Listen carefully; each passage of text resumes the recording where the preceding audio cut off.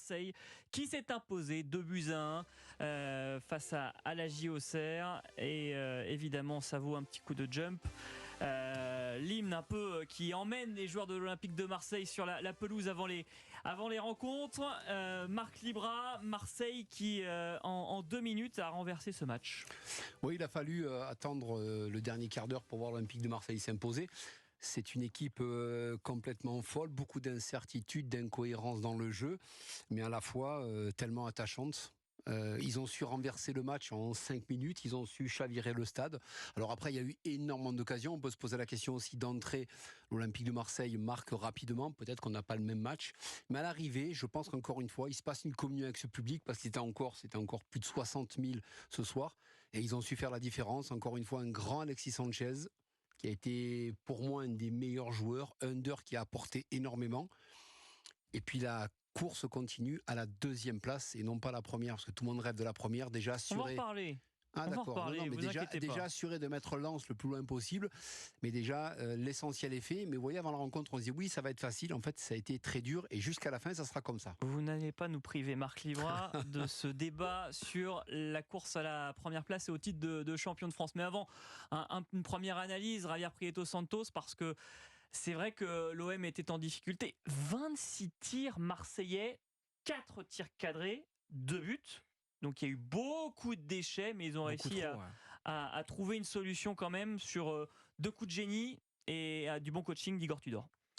Comme l'a dit Marc, il faut avoir le cœur accroché quand on soutient cette équipe parce que elle est quand même très frustrante et attachante, mais frustrante et parfois énervante parce que 26 tirs, ce match-là, ils auraient pu se le faciliter bien avant.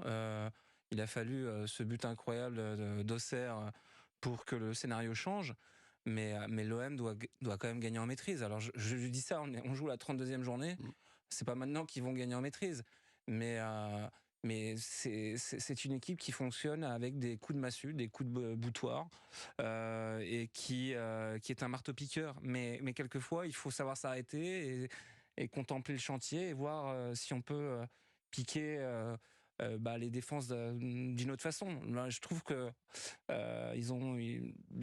les centres ont été trop systématiques, trop dans la boîte, et c'est aussi ce qui a difficulté le travail de Vitinha. Alors je sais que nos auditeurs sont pas tendres avec lui, mais je demande quand même à voir. Vous voulez qu'on vérifie ça en direct, mon cher Javier Prieto Santos ? Allez-y. Nous sommes avec Alex, supporter de l'Olympique de Marseille en ligne. Si vous voulez réagir, 39-21 évidemment. Vous pouvez aussi nous contacter via le compte Twitter d'Europe 1. Envoyez-nous des messages. On essaiera de les passer à l'antenne avant 23h. Alex, est-ce que vous êtes là ? Oui, bon, vous avez dû souffrir un petit peu en même temps que les supporters de Marseille au stade, par exemple, parce que c'est vrai que cette physionomie de match a laissé peut-être quelques traces. Ça a été compliqué. Oui, bien sûr, on doit tuer le match bien plus tôt. On a énormément d'occasions. C'est pas méchant, mais Vitinha, pour moi, il fait pas de travail. On l'a payé 32 millions. C'est la personne qu'on a payé le plus cette année. Et il arrive pas à mettre un pied devant l'autre. Et à un moment donné, il y a un problème. Quand il sort du terrain, quand il n'est pas là, ça fonctionne bien. Quand il est devant, il marque 2 buts. Un match, mais ça sort de nulle part.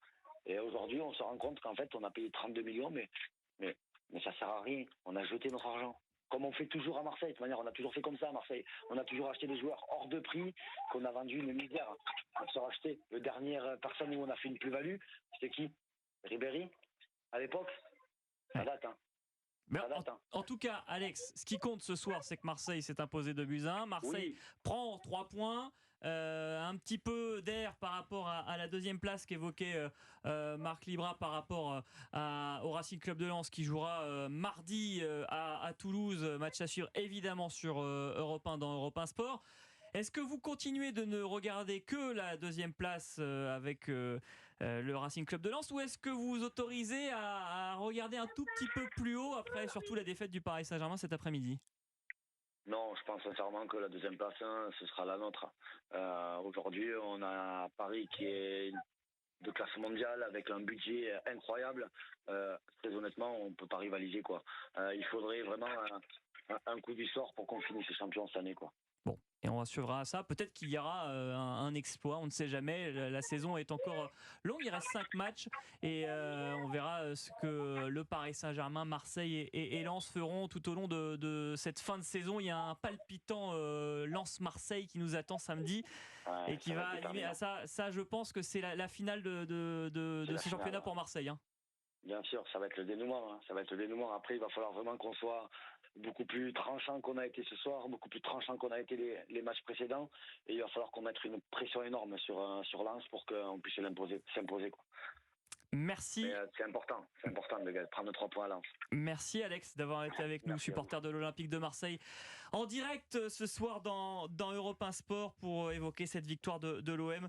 2-1 face à l'AJ Auxerre. Bonne opération Jimmy Algerino pour l'OM parce que c'est vrai que ils mettent la pression sur le Racing Club de Lens. Et moi j'ai quand même envie de dire, ils rajoutent un début de pression sur le Paris Saint-Germain. Oui, tout à fait. C'est un bon avou en tout cas. C'est vrai que cette finale contre Lens, arrive peut-être pas au bon moment, enfin pour la course au titre, mais en tout cas, ils sont surprenants. Moi je l'ai fait. C'est frais.